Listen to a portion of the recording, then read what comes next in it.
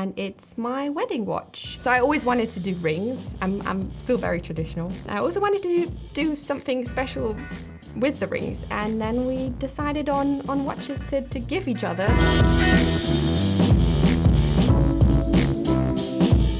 Welcome to the Bark and Jack podcast. I am Adrian. How are you doing? How are you getting on? It's a little cold up here in Scotland. It's a little overcast. But that's winter. No, that's just Scotland. But anyway, you're not here for weather report, are you? Let's talk watches. Today, as you've seen, as you've heard, we have Jenni Elle from the brilliant self-titled watch YouTube channel, Jenni Elle. And she's made such an impact during the first 11 months of doing her channel that she's recently been on Hodinkee Radio. It must have been crazy. What was it like catching up with Stephen Pulverin on Hodinkee Radio? I was so nervous. Oh, you didn't come across nervous? You came across like an absolute pro. Well, thank God, because I was like, I really had to sit down and be like, don't say anything stupid. But Stephen was really nice, and he said if there's anything weird you don't want to have in it, you just make a pause and we're just going to cut it out. He's a great host. He's such a good podcaster, such a good interviewer. But no, you came across amazingly. It was a weird moment of being so epically jealous, but weirdly kind of proud and excited at the same time, because you're part of our world, and then you're on Hodinkee. It was insane. And that part where, I don't know if you could tell, that part where I was starting to talk about the Je lyssnar daar. Yes. And then he got really quiet. And I don't know if he cut out that pause. I think he did. Because you could tell he was so uncomfortable with it. And I was like, okay, I need to switch topic real quick. But that was so cool, because I think now when you listen to that part in the podcast, I think there's meant to be a very long pause where he's like, right. Yeah, I know what you're talking about. It's like, all right then.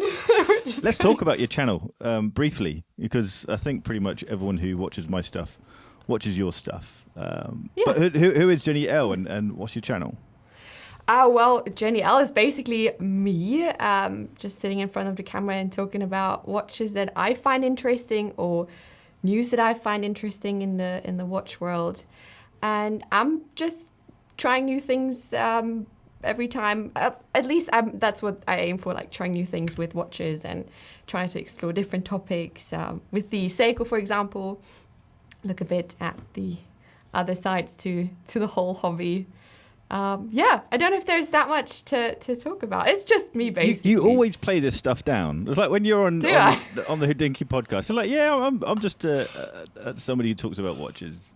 But you've got one of the fastest growing watch channels on YouTube, which is amazing. By the way, thanks to everyone who subscribed or just leaves a comment or a thumbs up or even a thumbs down. I mean, that's okay. It's all engagement, right? It's all. It's what the YouTube just give me the clicks, please. But you started off pretty heavy with your, I'm not going to try and pronounce it, ALS. Teach us how to pronounce it correctly. Alangenzoon.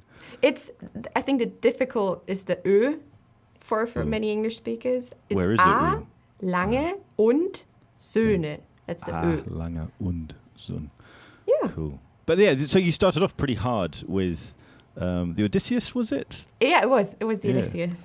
Which is great. So how did that come about? How did you start off so high? Well, we, for those, some of you might know that I also have a German channel with my husband where he's mainly in front of the camera. I think I was there 2 times in front of the camera. And we did that for a year, and then we got into contact with Lange und Söhne, and we were able to review the Odysseus in German. And when I decided to start my own channel, I was like, okay, I need to start with something special. Yeah. And that was just the perfect, because I think it was released in, was it November or December? I can't remember. Yes, in 2018 or something. And so I was like, okay, this but is the special going thing to be was the that first not many one. people had actually got hands-on with it. And then I know. And then you did. It was a very... we had to decide very quickly when we wanted to do it, because it was a very limited time frame, because I think they had just a couple of watches that were sort of going around the world for people to have a hands-on with. I remember feeling so nervous holding that one in my hands and trying not to scratch it. But it turned out well. It did massively, stretched. and it was a great start to your YouTube journey. One thing that you mentioned on the Hodinkee podcast, I'm going to keep referring to it because it's quite an epic moment. And congratulations for hitting 100,000 subscribers. Thanks. That happened, brilliant. I think, 2 days ago or something. Oh, amazing. So I drank a lot of wine to celebrate that. Brilliant. And rightly so. But you mentioned in the podcast, in the Hodinkee podcast, that you were going to tackle, or you had tackled, the whole thing around kind of erotic watches, or that UN watches. Yeah. And I was completely in your mindset of these are just vulgar, and there's they annoyed me because they felt like they were trying too hard to be attention seekers. Yeah. And then when you broke it down in a very classy, very very clever way, and it was nice to see something so outrageously vulgar be broken down in such a pleasant way. Yeah, thanks. So that's a hard task in itself. But it was very interesting how the kind of point is to be different, and it was for it to stand out. So how did you come across tackling that subject? Well, it was I sort of wanted to do a video on it right when I saw it, but I just wasn't sure how. And then I kind of sat down and really started to think for myself, like, why does it make me feel that way? And I think whenever something triggers such a response, that it's just worth exploring. But yeah, I just tried to do it justice, honestly, because when I started reading about the whole genre, I felt it was really misrepresented. Guys, if you haven't seen this video that Jenni's done on the UN watches, it's really. You got me in trouble on Instagram. I got my post taken down. I felt so bad. That was so weird. It was such a good video. I wanted to plug it on Instagram, and then it got taken down within minutes of me posting it. And it wasn't even a moving graphic. I know. It was these just like gold symbols. It was. And tasteful people share much worse things on Instagram than watch dials that are erotic. I know. It was. I felt super uncomfortable. It's like, oh my god! Now his story got taken down as well. Like, I'm taking everyone down with me. And I had so many people saying like, oh my god, Jenni, your channel is going to be deleted. I was like, come on. Really? I've seen much worse things on YouTube or Instagram. One thing I like about your channel is how you don't hype things up. You speak very calmly. Your content is very real. I often get caught up in the stories and caught up in the hype of things, and so I sometimes look back at my content and think, why did he get so carried away with that? Oh, don't worry. I mean, same here. I mean, I think everyone could tell by the Black Bay 58, the Navy one. I got super excited with this one. I think the whole community got excited with that. That was a massive It was fun. one. It was fun. It was a different change, and I didn't see that coming. So the premise of this kind of podcast or video cast or conversation is I want to get to know people's stories behind their watches. So I asked you to kind of pick 2 watches from your collection to talk about. So what have you got to talk about? Well, I think we should start with the heavy one right here. So first, I decided on the DateJust. Some people have seen my video on it. I did a review, and it's my wedding watch, and it's a very special one in my collection. I love it very much. It's a very flashy piece for sure. Hour markers are diamonds, except for like the 12 o'clock, whereas the Rolex crown, and at 3, whereas the date. And like I said in my video, I'm still very impressed with how flashy it actually is. Like, every time when I like put it in a watch box or in a roll, I kind of forget how flashy it really is, and then I put it back on. I'm like, woof, that one really shines. But yeah, this is so special for so many things, and that's why this is my first choice. Ta-da! And rightly so. So did Kai get a watch? So when you say wedding watch, was this a watch that you got as a wedding present, or was it like rings? You exchanged rings? We when we got engaged, and we have been engaged for like almost 3 years, so it was a very slow burn. We decided that we wanted to do we were very clear on what we wanted to do for our wedding and how big or small we wanted it to be. And so I always wanted to do rings. I'm still very traditional. And I also wanted to do something special with the rings. And so we said, watches would be the next obvious choice. And then we decided on watches to give each other in front of, we did not got married in a church. What do you call it? What's the English word for someone who officiates a wedding? A registrar office? Yeah, okay, cool. That sort of thing. So we had the ring box and the watch box at the table, and then we got it engraved as well. It's just the initials. So I got the 36mm DateJust, and Kai got the Rolex GMT, the Pepsi one with the Jubilee bracelet. So we've got the matching bracelets, and we're both very happy, I would say. Yeah, that's such a cool with these watches. It was, and I also wanted to make sure that it would fit my wedding dress, and he had it. I think he had something white or blue on his suit jacket, so it would match the Pepsi. Oh, that's very cool. He looked very handsome. I bet. I think I talk to your husband more than I talk to my wife. I talk to Kai most days. You do, yeah. He's like, I'm just texting with Adrian. It's like, okay, say hi. He's a great chap, very helpful chap.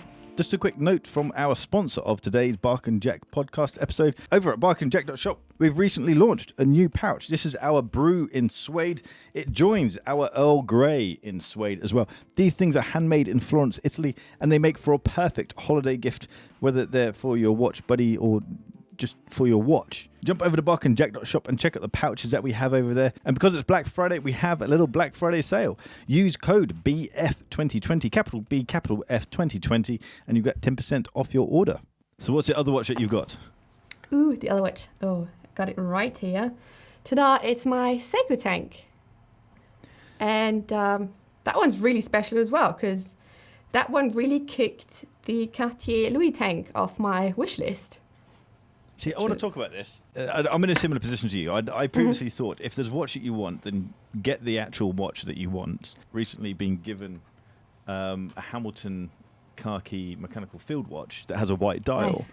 And that's scratching the itch for my desire to have an Explorer 2 white dial. So I've completely gone round on my original idea of get the watch that you actually want, not to substitute. Mm-hmm.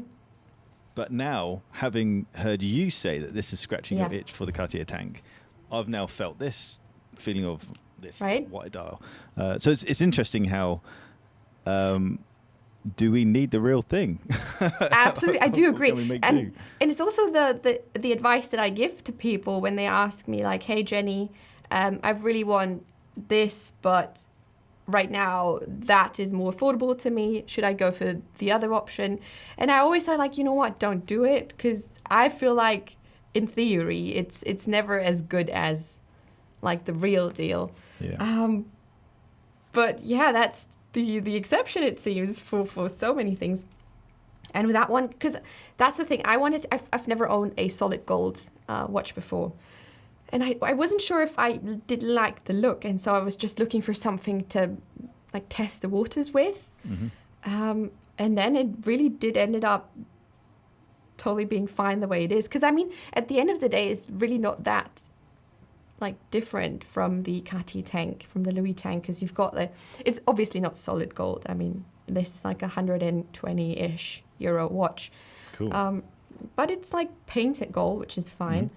It's a quartz movement, so that's the same with the other one as well.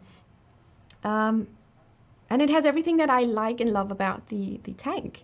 So I'm super happy with it. And it also proves a point that you don't have to spend a lot of money.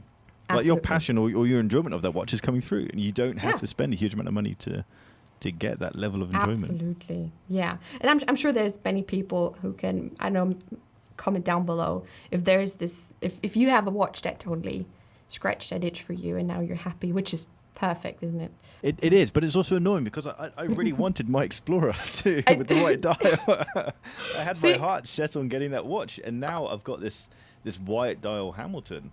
I kind of feel it do I need another white dial in my collection? I know what you mean. It's like, oh, but I want to spend money. What am I going to do now? I'm still going to get a Cartier. I need one. I can't really describe it. It doesn't make any sense. I just need it.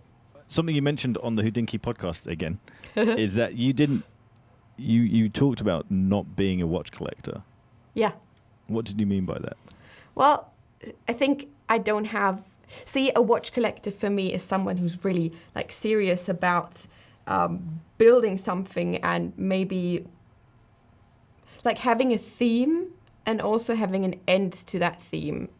Like a watch collector for me is someone who's like very set on a very specific like look in a watch box, or you know what I mean? It might be a weird thing, but I feel like a watch collector is someone way more serious and way more knowledgeable than I am. I feel like I'm out here just buying random stuff and then realizing that I've got the same watch already, sort of, from like, I don't know, like the spec side of things. So yeah, that's I don't know how would you say? Would you say? No, you're a I'm watch in collector? completely the same mindset. I did a Q&A where I mentioned that. Oh no, it was when I did my last State of the Collection video, and I mentioned that I'm not a watch collector, and people in the comments going as if that I was talking down my appreciation. People are like, no, Adrian, come on, you're better than that. You are a watch collector. It's like, no, it's just how I see it. I'm not exactly like you. I buy things that I like.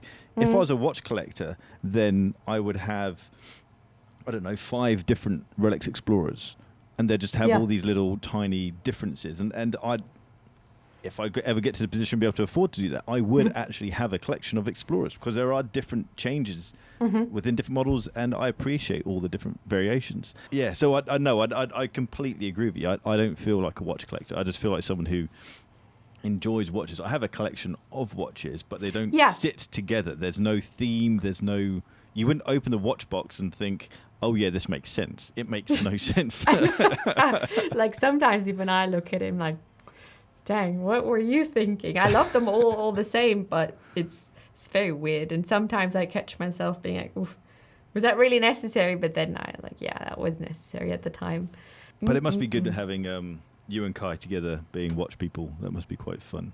Do you still have watches? Do you have separate watch collections, or do you have one big collection? There's certain watches that we share quite a lot, and then there's watches that he would never allow to be touched by me. He would never allow me to wear them. Yeah, his full gold sub. There was, oh my God, just a couple of days ago, we were out with friends, and he wanted to stay, and I wanted to go home, and he was like, oh, well, what am I supposed to do with my watch then? I was like, I can take it home, because he was out drinking and he didn't want it to get like scratched or whatever. And I was like, I can take it, and he just looked at me like, no. Like, all right then. He preferred to be out drunk with his watch. So then we both stayed out. So 2020's been a bit of a crap year for everyone. Are you guys planning any projects for 2021 yet? I think I talked about it in the 10 and 2 podcast. It was like, I want to do a music video because Teddy inspired me. Because it's so funny. And I think that would be so cool. Because I was listening to the Cardi B and Bruno Mars, is it called Finesse? Because she raps at the beginning something like the rollie on her wrist. And I was like, oh yeah, that could be a song. I loved Teddy's little music video. It was so great. Well done. It's so good. It was one of these things that I thought should have been cringeworthy and shouldn't have worked, but it actually really did. It was so Teddy, but it was so well planned out, and it was executed brilliantly. And it was also a nice change, because again, his channel is he doesn't overly hype things up. He's very grounded with the way that he delivers content, and then there's this big smack in the face of this music video. Yeah, he's always so well put together. He looks very, very nice. Everything's just so, and then he just comes out with that. Yeah, I loved it. So he inspired me. And fingers crossed I'll be as brave and put something out. I really want to. It would also be like a fun change, but we'll see. You've told everyone now, so I know. You've set the wheels in motion. Hold me accountable for it, you guys. 100% will. Amazing, Jenni. This has been great fun. Thank you for having me. That was no, thanks so much for coming on. I really appreciate it. Where can people find you? What's your Instagram, YouTube? You can find me at Jenni Elle here on YouTube, and on Instagram my name is Jenni, and then it's is that underscore in English? Underscore, yeah. Underscore. Yeah. It's Jenni _Elle _. That's my two social media sites. And your websites? Watchface? Oh, Watchface, yes. .de or .com? It's DE, and then you will be redirected to an English site if we have the translation yet. We'll see. Cool. So yeah, that's where you can find me.